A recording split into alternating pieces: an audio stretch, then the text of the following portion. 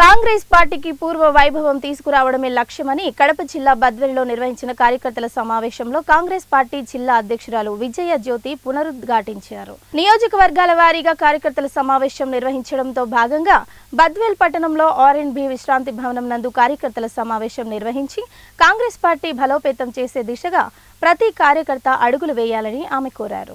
జ్యోతి madam గారికి ఈ పదవి ఇచ్చినందుకు కృతజ్ఞతలుగా ఆమెకు మన శర్మలమ్మ గారికి ధన్యవాదాలు తెలియజేసుకుంటూ, అలాగే ఈరోజు మొట్టమొదటి సమావేశం ఇక్కడ ఏర్పాటు చేసి ఇక్కడ కార్యకర్తల మీద ఏర్పాటు చేసిన అవసరం ఉంది కాబట్టి మేడం గారికి మరోసారి ధన్యవాదాలు, మా జ్యోతి మేడం గారికి ధన్యవాదాలు తెలియజేసుకుంటూ, అలాగే ఒక విషయం, కాంగ్రెస్ పార్టీలో చేసిన అభివృద్ధి పథకాలు తప్ప ఈ పార్టీ ఏ పార్టీలో అభివృద్ధి పథకాలు చేసినట్టు ఏమీ ఉండదు.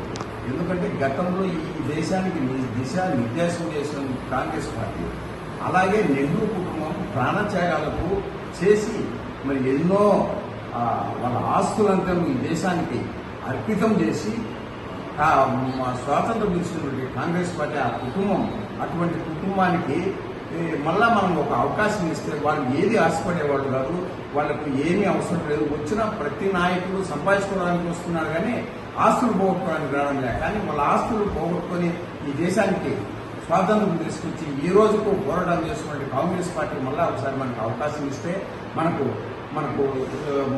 స్వయం ప్రతిపత్తి అనేది కాంగ్రెస్ పార్టీ వస్తూనే ఇస్తానని రాహుల్ గాంధీ మనకు ప్రామిస్ చేస్తున్నాడు. కాబట్టి మరి ఇప్పుడు ఉన్నటువంటి ఈ పార్టీల కంటే మరి గతంలో చేసిన రాజశేఖర రెడ్డి పరిపాలనలో ఉచిత విద్య చేసింది ఆయన, ఫీజు రింబర్స్మెంట్ ఈనాడు ఒక్కరు కాదు, స్త్రీకి రక్షణ లేకుండా పోతుంది ప్రస్తుతం ఉన్న పరిస్థితులలో. ఈ రకంగా ప్రతి ఒక్కటి మేలు జరగాలంటే కాంగ్రెస్ పార్టీని అధికారంలోకి రావాలి. కాబట్టి కాంగ్రెస్ పార్టీని బలోపేతం చేయాలని ఇక్కడ నాయకులలో కార్యకర్తల్లో మేము ఉద్దేశం ఏర్పాటు చేయాలనే ఉద్దేశంతోనే ఈ సమావేశం ఇక్కడ ఏర్పాటు చేసి మేమందరం చర్చించుకున్నాం.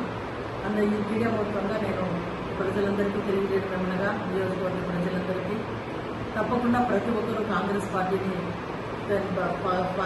బలోపేతం చేయాలని మేము కోరుకుంటూ ఉన్నాం. ఎందుకంటే కాంగ్రెస్ పార్టీ అధికారంలోకి వస్తేనే రైతు రుణమాఫీ కానీ, తర్వాత ఉద్యోగం లేని వారికి ఉద్యోగాలు కానీ, తర్వాత స్త్రీలకు రక్షణ కానీ, తర్వాత ఉన్నటువంటి వాళ్ళకి ప్రతి ఒక్కరికి ఏ వర్గము ఈ వర్గం అని లేకుండా అందరికీ క్షేమం